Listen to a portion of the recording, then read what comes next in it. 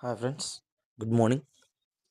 Today మనం విటమిన్ల గురించి తెలుసుకుందాం. విటమిన్స్ మనకి శరీరానికి చాలా అవసరమైన ముఖ్యమైన వనరులు. వీటి వీటిలో ఏంటంటే thiamine and riboflavin, niacin, pyridoxine, cyanocobalamin, folic acid, pantothenic acid, biotin, ascorbic acid, retinol, calciferol, tocopherol, phylloquinone ఇవి మనం విటమిన్స్గా పరిగణిస్తాం. ఫస్ట్ థైమిన్ను మనం B1 అని కూడా పిలుస్తాం. ఇవి ఎక్కువగా తృణధాన్యాలు, నూనె గింజలు, కూరగాయలు, పాలు, మాంసం, చేపలు, గుడ్లు మొదలైన వాటిలో ఎక్కువగా లభిస్తూ ఉంటుంది. ఇది లోపించడం వల్ల మానవులకి బెరీ అనే వ్యాధి అనేది వస్తుంది. ఇవి వ్యాధి లక్షణాలనేవి ఒకసారి చూద్దాం. వాంతులు, మూర్ఛ, ఆకలి లేకపోవడం, శ్వాసలో ఇబ్బందులు, పక్షవాతం కూడా రావచ్చు. ఓకే. రైబోఫ్లోమిన్ B2 పాలు, గుడ్లు, కాలేయం, మూత్రపిండాలు, ఆకుకూరలు మొదలైనవి తినడం వల్ల మనకి ఇవి రైబోఫ్లోమిన్ అనే విటమిన్ అనేది లభిస్తుంది. ఇది లోపించడం వల్ల గ్లాసైటిస్ అనే వ్యాధి అనేది సోకుతుంది.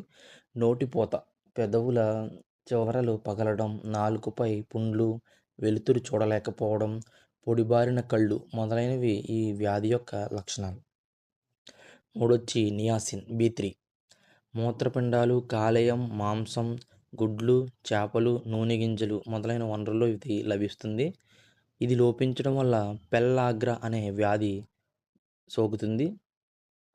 నెక్స్ట్ దీని లక్షణాలు ఏంటంటే చర్మ వ్యాధులు, నీటి విరోచనాలు, జ్ఞాపకశక్తి తగ్గిపోవడం, చర్మం పొలుసుబారిపోవడం మొదలైనవి దీని లక్షణాలు. పైరిడాక్సిన్ B6 తృణధాన్యాలు, నూనె గింజలు, కూరగాయలు, పాలు, మాంసం, చేపలు, గుడ్లు, కాలేయం మొదలైన వాటిల్లో ఇది లభిస్తుంది. దీని ముఖ్యమైన వ్యాధి ఏంటంటే రక్తహీనత, యానీమియా. దీని యొక్క లక్షణాలు వాంతులు, మూర్ఛ, హైపర్ ఇరిటబిలిటీ, న్యూసియా, సన్నబడుట. నెక్స్ట్ B12 సయానోకోబాలమిన్ అని పిలుస్తారు. దీని ఎక్కువగా జీర్ణ వ్యవస్థలో ఉండే బ్యాక్టీరియా దీన్ని సంశ్లేషిస్తుంది. బయట ఎటువంటి ఆహార పదార్థాల్లో ఇది దొరకదు. ఓన్లీ జీర్ణ వ్యవస్థలో ఉండే బ్యాక్టీరియా దీన్ని సంశ్లేషిస్తుంది. ఇది లోపించడం వల్ల కలిగే వ్యాధులు ఏంటంటే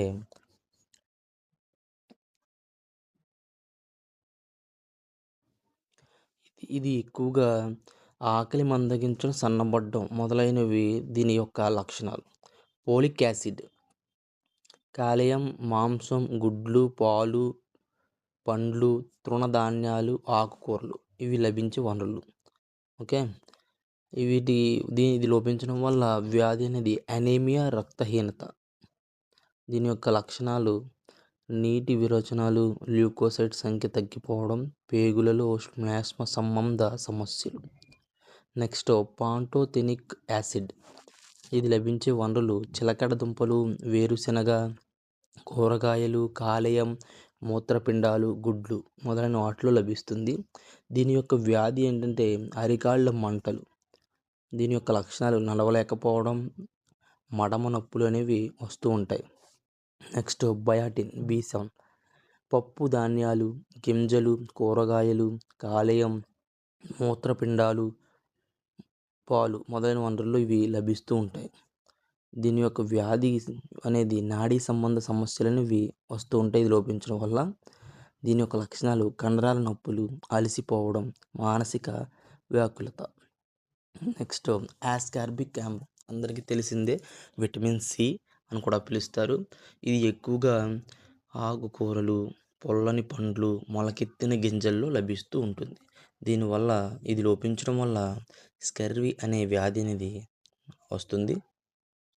దీని యొక్క లక్షణాలు ముఖ్యంగా గాయాలు మానకపోవడం, ఎముకలు విరిగిపోవడం మొదలైనవి జరుగుతూ ఉంటాయి. నెక్స్ట్ అందరికీ తెలిసిన రెటినాల్ విటమిన్ A ఇది ఎక్కువగా ఆకుకూరలు, క్యారెట్, టమాటో, గుమ్మడి, బత్తాయి, మామిడి, మాంసం, చేపలు, గుడ్లు, కాలేయం, Codd liver oil, shark liver oil మొదలైన వనరుల్లో ఎక్కువగా లభిస్తూ ఉంటుంది. ఇది లోపించడం వల్ల కన్ను, చర్మ వ్యాధులనేవి వస్తూ ఉంటాయి. దీని లక్షణాలు ఏంటంటే రేచీకటి, చత్వరం, కండ్లు పొడిబారటం, చర్మం పొలుసుబారటం, నేత్రపటల సమస్యలనేవి వస్తూ ఉంటాయి. Next calciferol D vitamin. ఇది ఎక్కువగా కాలేయం, గుడ్లు, వెన్న, ఆయిల్, షార్క్ లివర్ ఆయిల్, సూర్యకిరణాలు డి విటమిన్ ఉత్పత్తికి తోడ్పడతాయి. ఇది లోపించడం వల్ల రికెట్స్ అనే వ్యాధి వస్తుంది. లక్షణాలు ఏంటంటే ఎముకలు సరిగ్గా పెరగకపోవడం, పెలుసులు బారడం, బలహీన ఎముకలు, దంతాల ఆలస్యంగా ఏర్పడడం మొదలైనవి ఎక్కువగా చూస్తూ ఉంటారు. నెక్స్ట్ విటమిన్ ఇ, టోకోఫెరల్ అని పిలుస్తారు. ఇది ఇది పండ్లు, కూరగాయలు, మొలకెత్తిన గింజలు, పొద్దుతిరుగుడు నూనె మొదలైన వనరుల్లో లభిస్తూ ఉంటుంది. ఈ వ్యాధి ఏంటంటే సంతానోత్పత్తి సమస్యలు అనేవి ఎక్కువగా తలెత్తుతాయి. లక్షణాలు పురుషుల్లో వంధ్యత్వం, స్త్రీలలో గర్భస్రావ సమస్యలు.